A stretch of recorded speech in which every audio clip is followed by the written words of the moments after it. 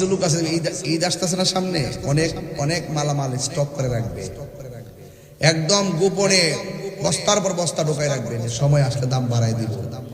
ইসলামে গুদামজাত, মানুষকে প্রতারণার উদ্দেশ্যে গুদামজাত এগুলা নিষিদ্ধ। মানুষের সঙ্গে প্রতারণামূলক চিন্তা ভাবনা রেখে কেউ যদি জব্দ করে রেখে মাল, সময় মতো সাইরা লাভবান হবে, এটা হারাম। এটা কি হারাম? হারামের মধ্যে কোনো আরাম আছে? আঙ্গদেশে অনেক সমস্যা, মন্ত্রী একজনে বানাইতে পারছে না, একটা ডেলিভারি মেরে দিছে, যোগাযোগ মন্ত্রী, সড়ক পরিবহন ও যোগাযোগ মন্ত্রী।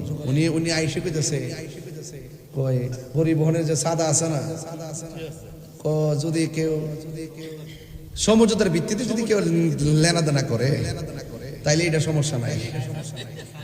আমি কিন্তু এর প্রতিবাদ করছি, আজকে কাল বেলাতে নিউজ হয়েছে। আমি তাহিরের প্রতিবাদ করতে ভুল করি না। সাদা সাদা ওই যারা দেয় তারা কিন্তু এমনি দেয় না, ভয়ে দেয়, না ফাটতে দেয়। সমঝোতা করলো এটা সাদা, না করলো সাদা। ওই এমন আর কি যে সুদের টিহা সুদ দিলে আমার কি, তুমি কিছু কইও না, মিলে দিলে দিলে আমার কি। এগুলা কি আশ্চর্য, বুঝলাম না কিছু। এগুলো দায়িত্বশীলদের কথা নয়। দায়িত্বশীলদের কথা হলো জনগণকে সতর্ক করা, খবরদার চাঁদাবাজি চলবে না। আওয়াজ করে বলেন, চাঁদাবাজি চলবে, দুর্নীতি চলবে। আল্লাহর ওলিদের প্রেমিক যারা হয়, আল্লাহর ওলিদের কদমে যারা থাকে, তারা কখনো চাঁদাবাজি করে? খবরদার, চাঁদাবাজদের দখলে ব্যবসায়ীরা, খবরদার, ব্যবসায়ীদেরকে জ্বালানো যাবে না। এই জন্য যতটুকু লাভ করে তার 2 গুণ গুনতে হয় বিভিন্ন চাঁদাবাজদের কাছে। আল্লাহর দরবারে আসেন, দেখবেন দিল নরম হয়ে যাবে। অন্যায় করতে গেলে বুকটা কাঁপবে। কথা কন ঠিক না ঠিক? আর আমি, আপনারা জানেন যে আমি সত্য কথা দার্থহীনভাবে বলার চেষ্টা করি। আমরা কোনো দালালি করি না, আমরা একটা দালালি, মানে মদিনাওয়ালার প্রেমের দালালি। কথা কি সঠিক বলতেছি? খবরদার, সোনার মদিনা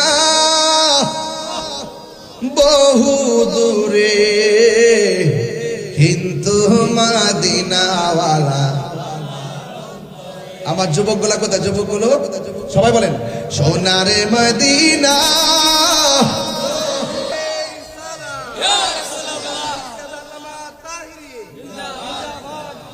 মিথ্যা কথা বলবে? মিথ্যা কথা বললে কি ইবাদত কবুল হবে? রমজান মাস আসছে, সত্য বলার জন্য না মিথ্যা?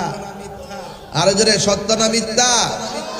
আমার যুবক পোলাপানগুলো যদি এক হয়ে যায়, তাহলে দ্রব্য মূল্য বাড়ায় কি কেউ টিকতে পারবো?